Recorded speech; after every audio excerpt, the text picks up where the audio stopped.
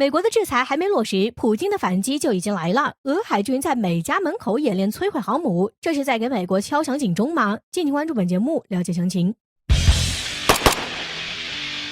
近日，在美俄首脑会晤结束之后，原本以为国际局势会迎来短暂的平稳状态，但是没想到美国翻脸简直比翻书还快。就在普拜会刚结束不到1周，美国又再次拿人权说事儿，宣称正准备就纳瓦利内事件对俄罗斯实施另一套制裁措施，而且还绝不会手下留情。值得注意的是，美国宣布这一消息的时间点是在美俄会晤结束没多久，并且俄罗斯驻美大使才刚启程返回华盛顿的时候。对此，有分析人士称，美国这么做恐怕是在给普京一个下马威的意思，因为在美俄首脑会晤期间，拜登由于频繁出错闹笑话，给美国丢了不少脸，为了向盟友们证明实力，也找回丢失的面子，所以美国只能翻出旧账来制裁俄罗斯了。不过我们都知道，一向有仇必报而且马上就报的俄罗斯，在面对美国无端的挑衅时，必然会采取强有力的措施向美进行反击。而现在美国的制裁还没落实，普京的反击就已经来了。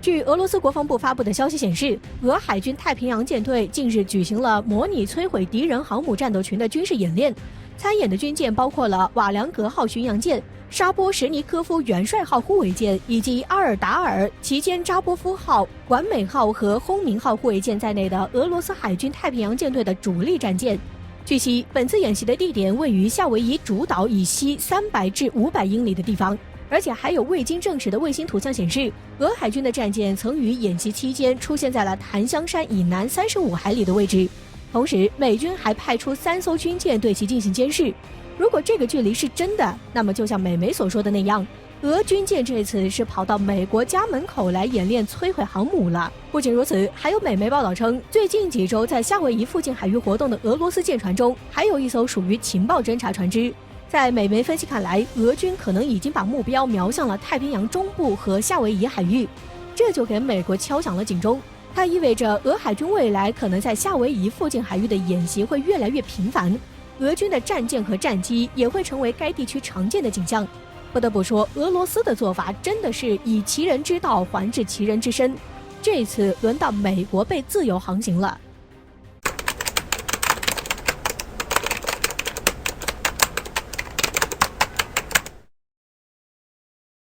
近期，美国又一次在新冠溯源工作上对中国进行造谣。然而，就在美国紧盯中国造谣之际，却不料自家后院又起火了。美国20多州爆发全新神秘病毒。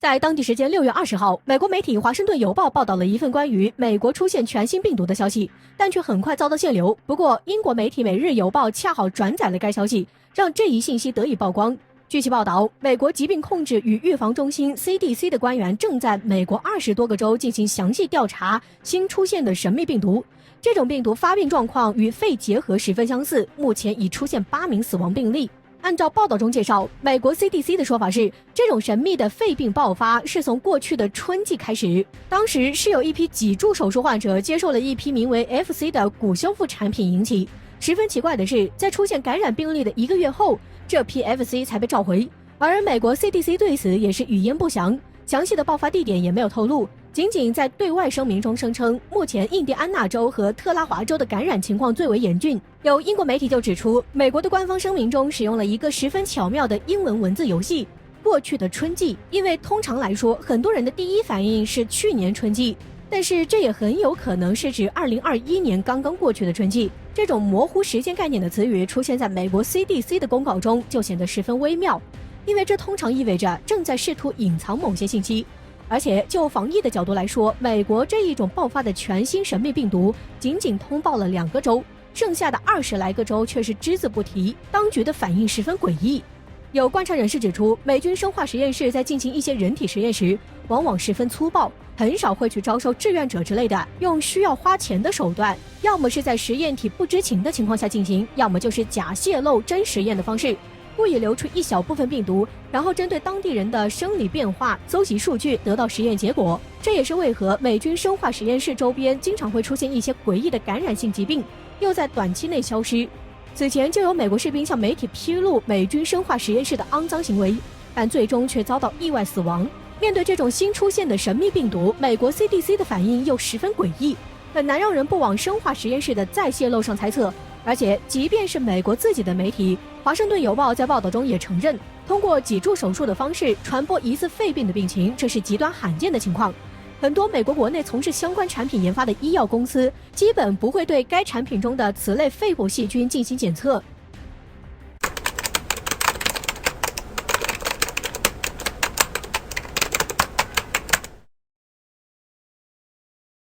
为什么说美国一个举动打破了局势？美伊和解，白宫解除制裁，为何说会再次进入反转？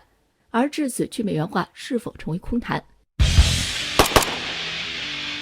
众所周知，随着美国在疫情期间开印钞机，试图拉全球各国为美国经济买单的行为，不少国家借着中俄反击美国的手段，一起反对美元霸权，进行了去美元化的行动，试图脱离美元霸权的威胁。而且随着俄罗斯彻底脱离美元霸权的行为，去美元化也更快地在进行之中。不过如今现在这件事似乎再次进入了反转。据媒体报道，近日伊朗相关部门发言人哈提布扎德表示，伊朗已经和美国在重返伊核协议上达成了部分协议，虽然依然有一些问题没有解决，但是美国确认将会解除特朗普时期对伊朗包括能源在内所有行业的制裁。美国对伊朗制裁的能源行业最出名的是什么？对，就是石油。而石油也是伊朗最大的经济创收来源。而此前美伊之间的谈判就是在美国在要不要解除对伊朗的经济制裁上犹豫，才会导致双方长期拉锯。说实话，美国和伊朗之间的新仇旧怨可不少，如今却轻松达成共识，又会形成什么样的局面？简单的说，如果美国和伊朗达成和解，那么美国最明显的好处就是：其一，全球局势再次进入反转，美国的这个举动就打破现有局面；其二，去美元化成为一纸空谈。要知道，美国现在的局势并不容乐观。不仅内部早已乱成一团，经济低迷，内部分裂，外部更是中盘亲离，小弟四散。而造成小弟们纷纷四散的局面，一旦去美元化完成，美国几乎就没有了能够对小弟盟友们直接造成致命打击的武器了。伊朗作为石油大国，一旦放开制裁，这经济就能紧跟着起来。而只要伊朗使用美元结算，那么去美元化就很难全部完成。美元还是国际结算单位，这些小弟们就基本上没有能力脱离美国了。毕竟在去美元化之前，这些国家可能都没有反抗美国的能力，不仅从军事上威胁，经济上更是一手大棒挥舞的虎虎生风。再则，之前伊朗和中国达成25年的战略合作协议后，美国更着急了，因为美国虽然可以单独对付三国中的任何一个都可以，但是原本针对中国就已经很吃力了，而三国一旦联合，美国就只能束手无策，所以美国分而化之，整合实力，全力针对中俄。当然，这件事暂时会发生什么变化也犹未可知。毕竟伊朗和美国说是达成了部分协议，